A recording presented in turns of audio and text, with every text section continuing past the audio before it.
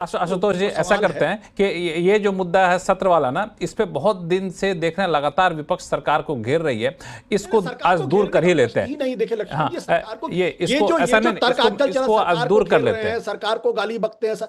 ये प्रश्न लोकतांत्रिक प्रश्न ही नहीं भाई। सीधी सी बात यह है कि इतना बड़ा वाकया हुआ है। अगर सरकार लोकतंत्र के अंदर संसद के प्रति जवाबदेह है तो फिर सरकार को संसद के सामने आके सारी बातों को विस्तृत ब्यौरा रखना चाहिए। सीधी सी बात है। हर्षवर्धन त्रिपाठी, आपने कहा कि आपके विपक्ष का काम है सरकार को घेरना, विपक्ष को नहीं घेरेगा। और विपक्ष का हर्षवर्धन जी, आप बताइए इस पे मैं क्या कोई पाकिस्तान से आके सवाल पूछेगा, कोई अमेरिका सवाल पूछेगा? और दूसरी बात यह है कि भाई दूसरी बात पे आऊंगा मैं, भारत सरकार की तरफ से कहीं कोई बोलेगा या नहीं बोलेगा? 8 बार वो आदमी बोल चुका है, 140 करोड़ हिंदुस्तानियों का लगातार अपमान कर रहा है। और एक ऐसी वो जो 5000 पुरानी सभ्यता है उसका अपमान कर रहा है जिस अमेरिका का वजूद 250 साल पहले नहीं था। नहीं, इस पे तो बोल दिया, इस पे कौन बोले? क्यों कोई नहीं? भारत की भाई कोलंबिया बोल सकता है, वेनेजुएला बोल सकता है, नेपाल बोल सकता है। नहीं, भारत की तरफ से आशुतोष जी, भारत की तरफ से सबसे पहले विदेश मंत्रालय के प्रवक्ता रणधीर जी ने बोला, उसके बाद विदेश सचिव ने बोला, उसके भारत की तरफ से क्या क्या गया? भारत पाकिस्तान के बीच में बातचीत हुई। सवाल यह कि एक आदमी खुलेआम कह रहा है और अमेरिका का राष्ट्रपति वो खुलेआम कह रहा है इस बारे में कि मैंने मीडिएशन कराया। एक बार नहीं, 8 बार। भारत की तरफ से क्यों नहीं यह कहा जाता कि डोनाल्ड ट्रंप साहब आप जो कह रहे हैं गलत बयानी कर रहे हैं, हम आपकी बात से सहमत नहीं है? इतना बयान देने में क्या प्रॉब्लम है? हम क्यों इस बात को स्पष्ट तौर पर क्यों नहीं कहते? और ये कहने की हिम्मत भारत क्यों नहीं करता है? नहीं, इंदिरा गांधी अगर कह सकती है।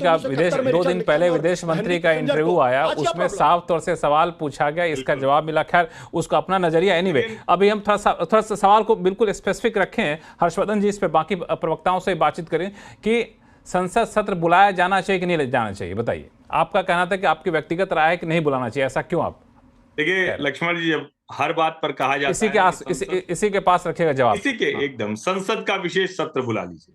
संसद का भी सत्र होगा, पहले भी सत्र हुआ है, आगे भी फिर होगा। हमने ये भी देखा है कि संसद के सत्र को कैसे वॉश आउट किया जाता है, क्या क्या किया जाता है। जब सही सवाल पूछने होते हैं तो अडानी की टी शर्ट पहन के और फिलिस्तीन का झोला लेके, ये दोनों भाई बहन का याद है ना सबको कि संसद में कितनी जिम्मेदारी के साथ ये लोग चक्कर लगा रहे थे सत्र का और क्या क्या किया। लेकिन मूल बात क्या है? जब नेता प्रतिपक्ष ये पूछ रहा है सवाल कि कितने हमारे जहाज गिरे और इस वक्त कोई युद्ध हो, युद्ध के बाद युद्ध समाप्त हो, तो बिल्कुल विशेष सत्र बुला के कहेंगे। अभी क्या होना था? सर्वदलीय बैठक, पार्लियामेंट्री कमेटी, विदेश मंत्रालय की प्रेस कॉन्फ्रेंस, विदेश सचिव की ब्रीफिंग, कोई बात छिपाई नहीं गई। और मुझे तो बड़ा आश्चर्य हो रहा है, अभी आशुतोष जी ने कहा और गुस्सा उनका बड़ा मुझे अच्छा लगा। 5000 साल पुरानी सभ्यता है, पता नहीं वो तंज कस रहे थे या सचमुच ईमानदारी से ये बोल रहे थे। भारत ये सभ्यता है, लेकिन उसी सभ्यता पर तो मजाक उड़ाया जाता है ना। और जब अमेरिका का राष्ट्रपति कह रहा है मुझे कोई श्रेय ही नहीं मिल रहा है, मैंने इतना बड़ा युद्ध रुकवा दिया, ऐसा निरीह, ऐसा बेबस तो राष्ट्रपति मैंने अमेरिका का नहीं देखा। भारत ने तो ये हाल कर दी। आप चाहते, हम चाहते, विपक्ष चाहता तो ये नैरेटिव भी हो सकता था सर। लेकिन दुर्भाग्य कि आज वही डोनाल्ड ट्रंप का नैरेटिव आपको लेकर चलना है, विपक्ष सर पर लेकर नाच रहा है। लेकिन जब वैसे था तो आपको नहीं समझ में आता। और मैं इसीलिए कह रहा हूं, आशुतोष जी, जब डोनाल्ड ट्रंप संक्षेप में हमने बांग्लादेश, देखिए 10 सेकंड लक्ष्मण जी, 10 सेकंड। अमेरिका के राष्ट्रपति निरीह हैं। आनंद दुबे जी आ रहा हूं, आपके पास। अमेरिका के राष्ट्रपति निरीह हैं, आनंद दुबे जी आ रहा हूं। मुझे कुछ नहीं कहना इसके ऊपर, मुझे वाकई में कुछ नहीं कहना। मैं कुछ बोल ही नहीं सकता भाई। दुनिया का सबसे पावरफुल देश का सबसे पावरफुल राष्ट्रपति जो दोबारा भारी रिकॉर्ड बहुमत से जीता, उसको अगर आप निरीह बताते तो मुझे कुछ कहना नहीं। वाकई में कुछ नहीं कहना, वाकई में कुछ नहीं कहना। और सबसे बड़ी बात, अगर वो निरीह है तो ऐसे निरीह राष्ट्रपति को मुंह तोड़ जवाब देने के लिए भारत के पास कौन वो जांबाज सिपाही है जो मुंह तोड़ जवाब देगा? जरा मुझे बता दीजिए। दूसरी बात देखिए, महत्वपूर्ण सवाल क्या है? महत्वपूर्ण सवाल इस बात को लेकर अभी तक ये नहीं माने कि युद्ध हुआ, ये नहीं मानती भारत सरकार। तो ये भी नहीं कहती कि सीज फायर हुआ। तो भाई ये क्या है? ये सीज फायर है, नहीं है, युद्ध है, युद्ध? इतना कंफ्यूजन तो मैंने पहले कभी देखा ही नहीं। या तो साफ तौर बोले कि युद्ध नहीं है, फिर ऑपरेशन सिंदूर भी चल रहा है। अगर युद्ध नहीं है तो ऑपरेशन सिंदूर क्यों चल रहा है? प्रश्न इसी बात को लेकर है। आनंद दुबे जी, इसलिए है आनंद दुबे जी, भारत ने, आनंद दुबे जी को जोड़ना चाहता मान लेता हूं डोनाल्ड ट्रंप निरीह है। आपने अचानक क्यों सीज फायर कर दिया? लक्ष्मण जी, इसी देश में बहुत सारे लोग थे जो एक आशुतोष अपनी बात पूरी कर लेते हैं, हवन कर रहे थे, पूजा पाठ कर रहे थे। ठीक है, हाँ आनंद दुबे जी, आप कुछ कह रहे हैं। मान लीजिए डोनाल्ड ट्रंप निरीह है, मान लीजिए डोनाल्ड ट्रंप निरीह है, गंभीर नहीं है, उदासीन है, तो ऐसे व्यक्ति को भारत देश के ताकतवर प्रधानमंत्री इतनी गंभीरता से क्यों लेते हैं? How do Modi, how are you Modi, अब की बार ट्रंप सरकार, Trump is my friend, he is my very well wisher. Why? कोई जरूरत नहीं है ऐसे निरीह व्यक्ति को ज्यादा गंभीरता। विजय शर्मा जी को दिखाइए, उनसे जवाब लूंगा। इस हर्षवर्धन जी, हम कहना चाहते हैं कि क्यों बार बार फंसा देते हो बीजेपी को? बीजेपी को खुद बीजेपी फंसा देती है। बीजेपी को खुद बीजेपी फंसा। हर्षवर्धन जी, आप ही की बात को लेकर के विजय शर्मा जी से अब जवाब लेता हूं, फिर आपके पास आऊंगा। विजय शर्मा जी देखिए, मैंने पहले भी आपके आज वही पहले भी मैंने आपके चैनल के ऊपर यही बात बोली थी कि मुझे मेरी सेना और मेरी सरकार के ऊपर भरोसा है, और हम एक संयम के साथ और बड़े गंभीर देश हैं, हम सबसे बड़ा लोकतंत्र है। हमारा ये नहीं है, ये आप मुद्दे से भटक गए। विजय शर्मा जी, आप मुद्दे से भटक गए। मुद्दा ये था कि अब ट्रंप को निरीह माना जाए या फिर ट्रंप को अहमियत दिया जाए।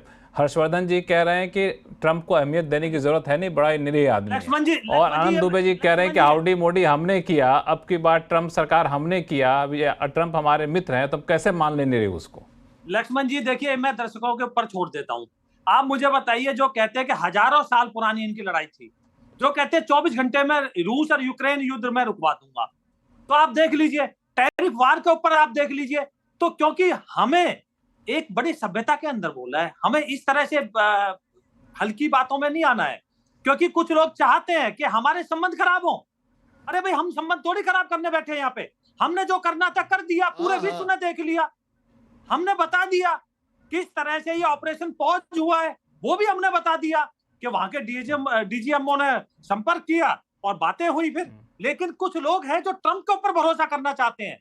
सेना, सरकार, विदेश मंत्रालय किसी को ऊपर नहीं करना चाहते। वो चाहते तू मैं हो, अमेरिका के साथ हमारे संबंध खराब हो। अरे भाई, आप मुझे बताइए, लाल बहादुर शास्त्री आज तक आप बोले ताशकंद पे क्या? आपको मैंने लेटर दिखा दिया 1971। आनंद दुबे जी जवाब देंगे आपको। आ रहा निशांत आनंद जी, आपके पास आ रहा हूँ। लक्ष्मण जी जवाब दीजिए। आनंद दुबे जी, विजय शर्मा जी, आनंद दुबे जी जवाब देंगे आपको। हाँ लक्ष्मण जी, जब भारत देश के प्रधानमंत्री आदरणीय अटल बिहारी वाजपेयी जी थे, कारगिल का युद्ध चल रहा था, बिल क्लिंटन कह रहे थे कि मान जाइए, पाकिस्तान के साथ समझौता कर लीजिए, वो न्यूक्लियर पावर है, वो आपके यहां न्यूक्लियर गिरा देगा। अटल जी ने कहा बेशक वो न्यूक्लियर पावर है, बेशक वो हमारे देश पे गिरा सकता है, लेकिन इतना याद रखना क्लिंटन साहब, अगले दिन का सूरज पाकिस्तान नहीं देखेगा, नक्शे से गायब हो जाएगा। ये प्रधानमंत्री होते हैं, इसको भारत की ताकत बोली जाती है। ऐसे नहीं कि how are you Trump, Trump मेरे दोस्त, मैं आपसे कोई झगड़ा मोल नहीं लेना चाहता मिस्टर ट्रंप, ऐसे नहीं। अटल बिहारी वाजपेयी जी, इंदिरा गांधी जी, उस लेवल का देश में लोगों ने प्रधानमंत्री देखा है। उम्मीद करता है कि भारत का प्रधानमंत्री 56 इंच का सीना लेके जब दुनिया के सामने निकलता है तो दुनिया को लगना चाहिए कि भारत देश आ रहा है, भाजपा नहीं आ रही है। आप शांत हो जाए, आपकी आवाज नहीं जा पा रही है भाजपा से। एक मिनट निशांत आनंद कुछ कहना चाहते हैं, फिर मैं आऊंगा आशुतोष जी आपके पास।